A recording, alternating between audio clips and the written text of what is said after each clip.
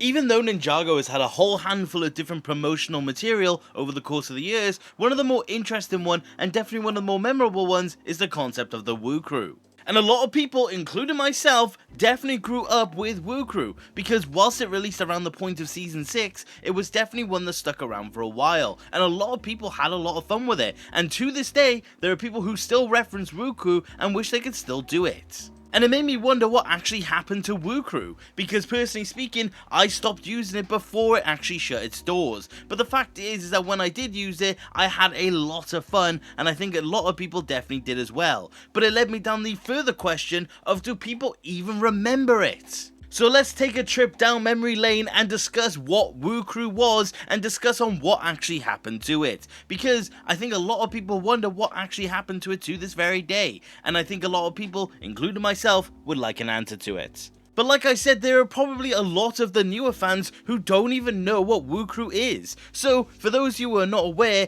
it was something that was on the LEGO website that began in 2016, and it served for the most part as promotional material for Ninjago. But the fact is that it came with a whole lot of different activities to go with it. Fans were able to complete missions on the website, whether it was quizzes, it could have been building challenges, it could have simply just been watching Ninjago related videos, but you would get rewards for doing those challenges, and they were mostly in the form of badges, and you would get, say, concept art from the show, or you would maybe get additional material from other sections of Ninjago, and some of them even being exclusive to the Woo Crew.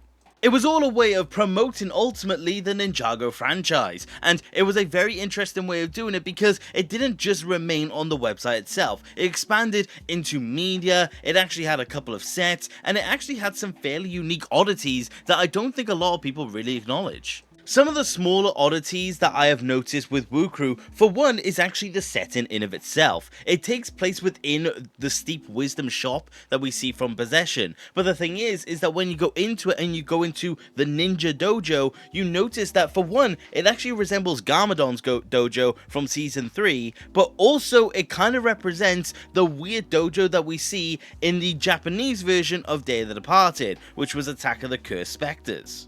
It's this really weird dojo, and it definitely did not exist within the show, but as you will find out in a moment, weirdly, this may potentially have some sort of canonicity to it, and you may be shocked by that fact. Because this would have to take place after Day of the Departed, because Cole is officially a human again, but he does also have the scar. Also, the ninja are wearing their honor robes, but weirdly, they are technically unique variants of the honor robes. And that is because each and every single one of the ninja actually have different shoulder armor. Every single ninja actually has gold variants, instead of, say, the brown on most of the ninja, or the silver on Zane. Each and every single ninja, for some reason, actually do have gold shoulder armor for these shorts. And funnily enough, sometimes I will see images of people's Ninjago collections, and I will see specifically the honor robes with gold shoulder armor, which I really like that reference. Every time I see it, I definitely get a smile on my face. But the even more curious case of this is the fact that Nia specifically doesn't even wear her honor robe. She actually wears her Skybound outfit, and that one actually is completely accurate because of the gold shoulder pads. So, in my opinion, it looks like they may have actually based the minifigures off of the sets. Even though that doesn't help when it comes to the shoulder armor, it makes sense because even though all of the ninja in the Day of the Departed sets actually use their honor robes apart from the Skybound set, you will notice that there is a Day of the Departed set where Nia does use her Skybound outfit, and that is the Ronin mech set, so potentially it's because of that? But then to make it even more weirder, Woo also is in a completely different outfit. Woo actually is using his Possession outfit, and specifically the one with the golden hat that we see at the end of Season 5. But again, this is technically a unique outfit because he doesn't wear his grey gloves, and he instead is just showing his actual hands. But the oddities are definitely there with the ninja, the location, and Woo, and you may be wondering why I'm considering these shorts canon, or at least implied to be canon, because what you will notice is the fact that later on in the short, in the last one specifically, Woo pulls out his pocket watch, and he remarks about the time and how he needs to get going, which is what he exactly does when he goes off to fight the Chronics in Season 7. And you may consider that just promotion for Season 7, but the thing is that this is not the only thing from Woo Crew that actually bleeds into the show itself. The fact is that even though, canonically speaking, Woo is referencing Acronyx here, we also note that the Woo Crew logo is also in the show at this point in time. The logo, which is just Woo on a black and white sticker, does appear in the show in Season 6, 7, 8, 9, and actually 10. So, in Skybound, it is in every single episode. There is, say, for example, Lil Nelson has the logo by him, it's in the Library of Domu, it's on the Skybound pirate ship, it's in the lighthouse, it's on the billboard where Jay and Nia kiss at the end. It is everywhere in Season 6. It is completely unavoidable. Season 7, it doesn't appear in every episode, but it does appear in 4 of them. It appears in The Hatching, A Time for Traitors, Scavengers, and The Attack. For example, it's on the Temple of Air Jitsu in The Attack. Dareth has it in his trophy case in Scavengers. It's on a mug in the Borg store in The Hatching. It is there as well. And Season 8, 9, and 10, it does appear, albeit briefly, at least a couple times in every single season. It is on Lloyd's parachute at the end of Season 8, it is on Lloyd and Nia's outfits in Season 9, and it's in the Monastery of Spinjitzu multiple times in Season 10. The fact is that the Woo Crew logo is very much there, and it does not go away until the end of Season 10. I'm not even mentioning every instance either. It is literally in the Ninjago movie. It is on the back of a character when they're running away on the beach. So it is everywhere at this point in time in Ninjago. It's even in the Woo's t-shirts. It is legitimately everywhere. You can't avoid it. But the fact is that even though the Woo Crew can't be canon because of course Woo acknowledges the viewer, the fact is that the Woo Crew has some form of canonicity in the Ninjago show itself.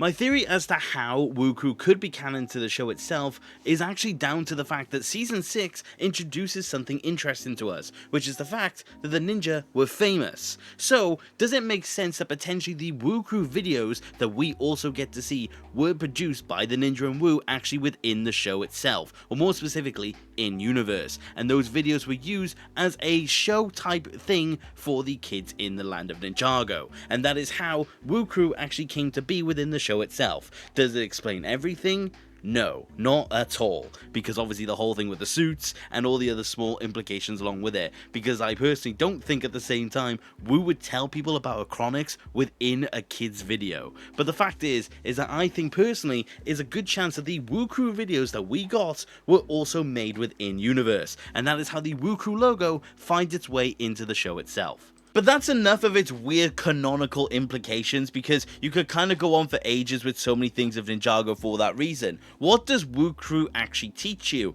Of course, it is lessons from Woo himself, and he would talk about bettering yourself like a ninja would. It teaches you nice lessons such as being content with yourself, working as a team, being a better person, and helping those around you. It's a good lesson ultimately, and it's honestly a good one to actually have, and it was honestly a good influence for the most part. It was just simply a decent educational tool for the younger viewers of the show. I mean, it certainly does influence you if you do like the show and you want to take Woo's lessons to heart, because he does teach you that, for example, fighting and training alone does not make a ninja. Of course, ultimately, it's working together, it's being a team, it's being a good person ultimately that makes you like what you should aspire to be. And it was a good message, and like I said, it was just fairly standard. But I think ultimately a lot of people were really homing in on the fact that, like I said, you could earn rewards for actually doing these tasks and activities. And honestly, they were fairly decent to get. Like I said, one of the things you could get is concept art, which has been catalogued just as show concept art. There's not a specific login on what was gone from Woo Crew, but those are something that you could get. But I think the other big thing, of course, was certain badges. You could get elemental symbols as badges, you could get some of the weapons, you could get some of the armies. I think the one in particular was the Vermilion army was a badge, and of course that was again a teaser Season 7, but the fact is that those badges weren't the main thing that people were wondering about. The big thing was the fact that they actually went back and they actually gave us a bunch of outfits that we never got before this point, and that was mainly for Lloyd and Nia, who didn't get a lot of different outfits for a lot of different reasons, but Woo Crew was the way to actually see them. We got, by all account, canonical instances of what their outfits could have looked like. We got the original training gi for Nia and Lloyd. We got a DX Nia, Kendo Lloyd and Nia. We got an alternative take on ZX Lloyd, which looked to be a weird combination of Kai's outfit and his stone armor look, which was interesting. We got a ZX Nia, which was clearly based off of the first Samurai X. We got NIG Nia and Lloyd. We got Kimono Nia, Techno Nia, Jungle Nia, and honestly, those were really fun to get and interesting what ifs that we actually had.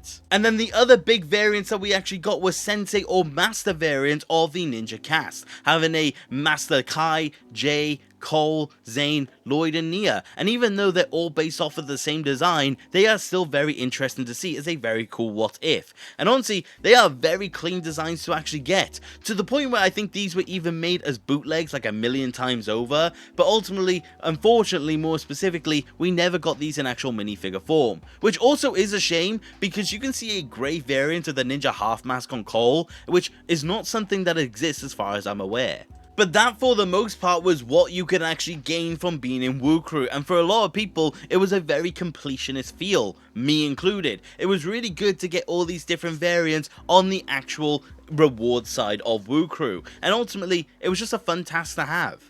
But the last main thing apart from all of this that actually came from Woo Crew was actually in the form of very small promotional media in the form of actual LEGO sets. There were 3 sets that were released, or more specifically polybags, that coincided with Woo Crew, and that was the Master Training Ground, the Training Dojo, and Target Training. All of these were fairly interesting in their own right, because for the most part they were just very strange to actually see, because they're the source of some of the weirdest minifigures we ever got. For example, the Target Training came with a Woo Crew variant of Lloyd and Nia, but the weird thing about it is the fact that they both have their movie heads, which of course was around this point in time anyway, but the fact is that Nia came with her original hairpiece and Lloyd came with a blonde version of Cole's original hairpiece. To this day, it is not explained why this Lloyd in particular exists, and also to an extent the Nia, but the Nia is more forgivable. But the fact is that this Lloyd is an anomaly, and to this day a lot of people don't understand why this minifigure actually exists. But honestly, this was the weirdest of the bunch, even though it definitely had competition. Because the second of these 3, which was the Training Dojo, was also quite strange. It was just a little buildable and it came with a Woo and a J. But the fact is, and the weird fact, is that even though it came with a complete version of Possessed Woo, which honestly was a decent way of getting it if you missed it, it came with a Tournament J, weirdly, which was never actually referenced in Woo Crew whatsoever, and he's also missing his mask. So it's a really weird reuse of that version of Jay. I would like to understand why it was used. Maybe they just had extras, but the fact is that this version of Jay was used for this set, and it makes absolutely no sense. But the Woo does.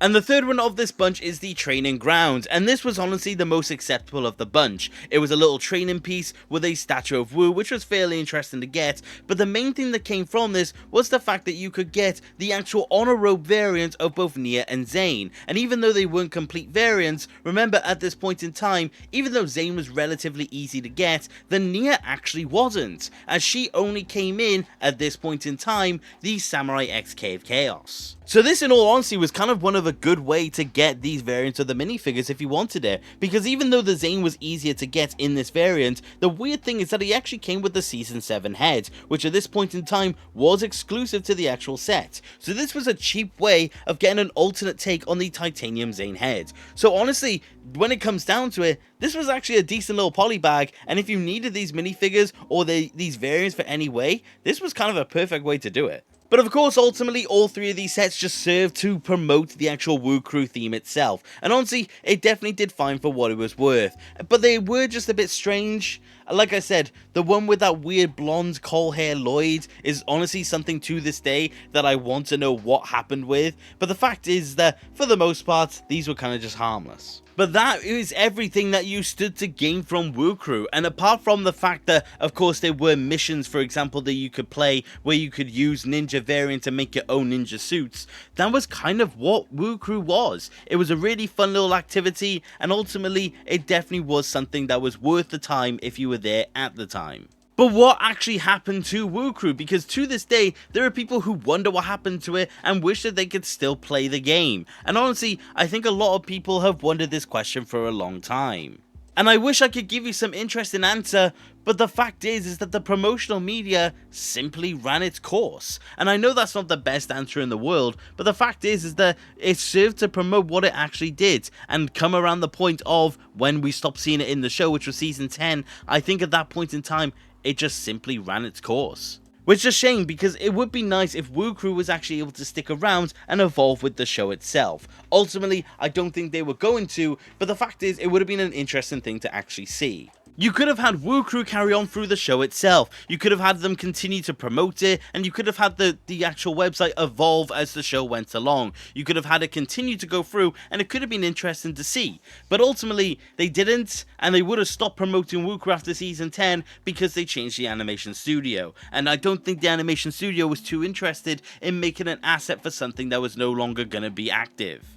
But I do think then in the end they just wanted to rebrand their promotional material as well, because, simply put, it was time for a fresh coat of paint, and that is exactly what they did with Journey to Mastery, which introduced us to Core specifically. And honestly, even though I have had my issues with Core, and I also don't think this is too much better than Woo Crew, I do think it was still a decent one to actually get. But in the end, Woo Crew was a very fun time for Ninjago fans, like I said, me included, because it was a lot of fun. It was a fun little app to play, you know, in your downtime, maybe between your days at school, and ultimately it was just something to have fun with that you could also see new content for, because like I said, for something that was simply a promotional media, the fact that they went out their way to, say, recreate previous suits for Lloyd and Nia, I do think that was honestly going above and beyond, all things considered. And honestly, I think a lot of people, me included, definitely appreciated that effort made by LEGO. The fact is that a lot of effort was very clearly put into Woo Crew, and I do think it shows, because like I said, a lot of people to this day wish Woo Crew was still around. It's honestly quite common to see someone mention it, for example, on the Ninjago Reddit. So I do think it's an interesting thing to note that ultimately a lot of people did enjoy Woo Crew, and a lot of people do wish it was still around. And honestly, I'm just kind of surprised that so much effort was put into it. I mean, they did create completely unique videos for the promotion of Woo Crew. They brought in Paul Dobson, which is the voice actor for Woo, to actually voice those videos as well. They did a lot of effort, and you kind of have to commend them for it. But in the end, Woo Crew will sit as a very fond memory for a lot of people who were around in the Ninjago community at the time, and I hope this video has introduced Woo Crew to a lot of the newer fans. Is this something that you were aware existed? Was this something that you wish you were around for? Because ultimately, like I said, I really enjoyed Woo Crew, and I think anyone who was around for the time who also played it would definitely agree with me. But what do you guys think of this promotional material? Do you think it's better than Journey to Mastery? Do you think we get better promotional material today? Is this something you wish would return? Is this something you wish would continue on in the show, like I said? But ultimately, there are a lot of unanswered questions, and I think they will remain that because I don't think they will ever go back to it, which ultimately is a shame. But that is about it for today, you guys, and thank you very much for watching. Take care. Okay, bye!